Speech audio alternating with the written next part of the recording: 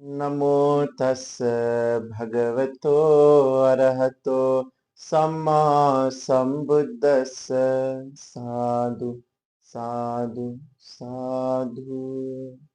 तेरा हमारे गुरु भंते जी और आदि सभी कल्याण मित्र महासंघ रत्न को हमारे कोटि कोटि नमन है। साधु साधु साधु। श्रद्धावान उपासक और उपासिकाओं, इस महीने के चैत्र पूर्णिमा 12 तारीख को आने वाला है। तो ये पूर्णिमा में बहुत आश्चर्य बुद्ध शासन की कुछ घटना हुआ। तो आप लोग अच्छे से सुनिए।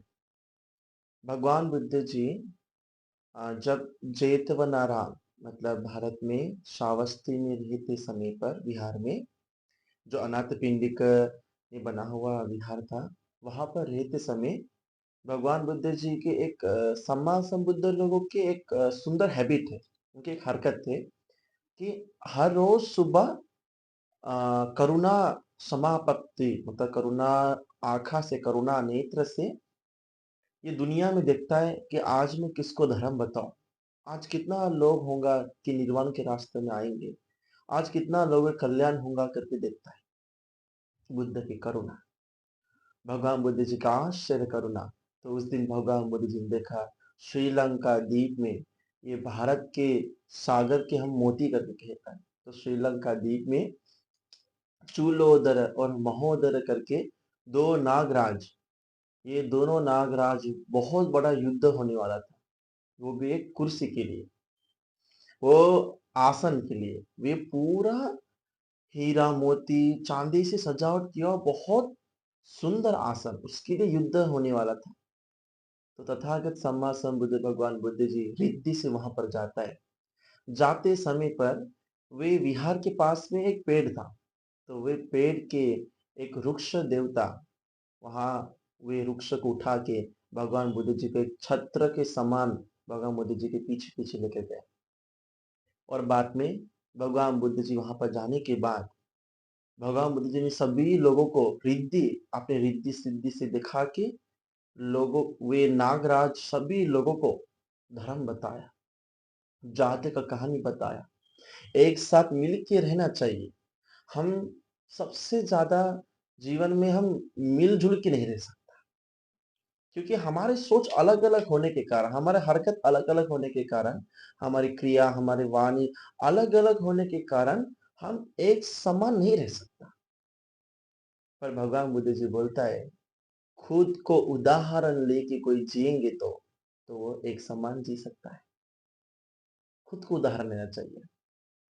मुझे कोई डांटेंगे तो कैसे लगेगा, मैं किसी को डांटूंगा तो, है ना। जैसे कि उदाहरण में कि आपको कोई डांटेंगे, अभी कोई व्यक्ति सोचेंगे कि अरे मुझे कोई डांटेंगे तो मुझे कितना बुरा लगता है, दुख लगता है। तो उसी प्रकार से मैं किसी को डांटूंगा तो उसको कितना बुरा लगेगा, कितना दुख लगेगा। तो ऐसा ही सोचना चाहिए आप लोग, है ना। एक दूसरे के जो सोच है सोचना चाहिए। कभी कभी सोच नहीं मिलता है तो सोचना चाहिए कोई दिक्कत नहीं, वे तुम्हारे सोच है, ये मेरा सोच है। मिल के रहना चाहिए, मिलजुल के। कोई कोई लोग ये धरती में जन्म लेता है एक साथ, हाँ, हम बोलते हैं ट्विंस लोग जन्म लेता है, पर भी दोनों को सोच बहुत अलग अलग है। इसको कहते हैं नानत काय नानत संज्ञा। लोगों के सोच बहुत अलग है, एक दूसरे से अलग है, एक समान नहीं होता। तो इसलिए भगवान बुद्ध जी ने वे लोगों को श्री सद्धर्म बता के, वे पूरा जितना लाखों लाखों नागराज और नाग सेना था, सभी लोग बुद्ध धम्म संघ और शरण के तिसरंग शरण गया। और बाद में वो लोग भगवान बुद्ध जी को बताया कि भगवान बुद्ध जी, आपने हमको धर्म के रास्ता दिखाया, सत्य दिखाया। ये युद्ध होने वाला था तो कितना लोग मरने वाला था, पर आपके कारण सभी लोग आज बच गया। तो इसलिए हम चाहता कि ये आसन, ये नाग आसन आपको पूजा हो। तो भगवान बुद्ध जी वहां पर बैठ के और भोजन वगैरह लेकर भगवान बुद्ध जी वापस भारत में आ गए। तो ये बहुत विशेष हुआ श्रीलंका की और बुद्ध शासन के लिए, बहुत सुंदर घटना। तो ये नागद्वीप आप जाएंगे तो श्रीलंका का भी नागद्वीप में आप जाके वहां पर वंदन कर सकते हो। और उसके बाद सुंदर घटना हुआ, राजकुमार सिद्धार्थ उसको बाहर घूमना और खेलने के लिए ये पूर्णिमा के दिन, चैत्र पूर्णिमा के दिन छुट्टी था। सभी लोगों सरकारी छुट्टी, शुद्धोदन राजा ने दिया था। तो उसी दिन राजकुमार खेलने के लिए, घूमने के लिए जाते समय ही पहला एक बूढ़ा इंसान देखने के लिए मिला। एक बहुत गुजर इंसान, उम्र के इंसान देखने के लिए मिला। आपको पता होगा कि 4 कारण देखने से ही गृह त्याग करके जाता है हर बोधिसत्व। वे है एक बूढ़ा इंसान और रोगी व्यक्ति और एक मरा हुआ शरीर और उसके बाद एक श्रमण। तो पहला शुरुआत हुआ ये चैत्र पूर्णिमा से। तो देखिए कितना सुंदर घटना है। और हमारे भगवान बुद्ध जी, अभी मैंने पीछे महीना भगवान बुद्ध जी ने शुरुआत किया था कपिलवस्तु में जाने के लिए। तो वे भी खत्म हुआ था, 1 महीने तक चल रहा था कपिलवस्तु के रास्ता।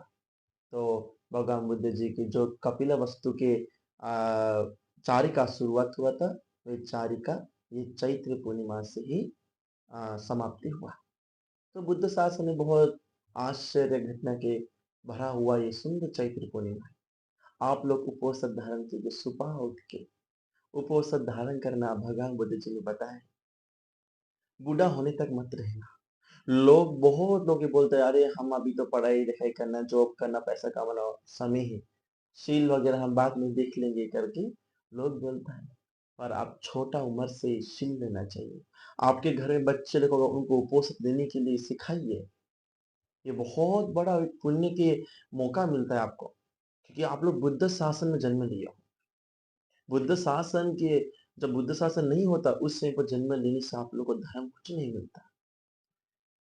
तो इसलिए भगवान बुद्ध जी और बुद्धिमान लोग बहुत कहता है कि दान देना, शील पालन करना, माँ पिता के सेवा करना, ये बहुत श्रेष्ठ चीज है, श्रेष्ठ चीज। तो इसलिए आप लोग अपने जीवन में उपोषित लेना। ये चैत्र पूर्णिमा में कुछ भी विहारों में है तो विहार में जाके पंडित जी से उपोषित लेना। आप लोग वे उपोषित दिन जितना सके दान, शील, भावना, ये त्रिविध 3 प्रकार के पुण्य से और 3 प्रकार कुशल से अपने जीवन को बढ़ाना, पारमिता को बढ़ाते हुए ये चैत्र पूर्णिमा आपको सुंदर से बिताने के लिए भाग्य मिले। साधु, साधु, साधु। नमो बुद्धाय।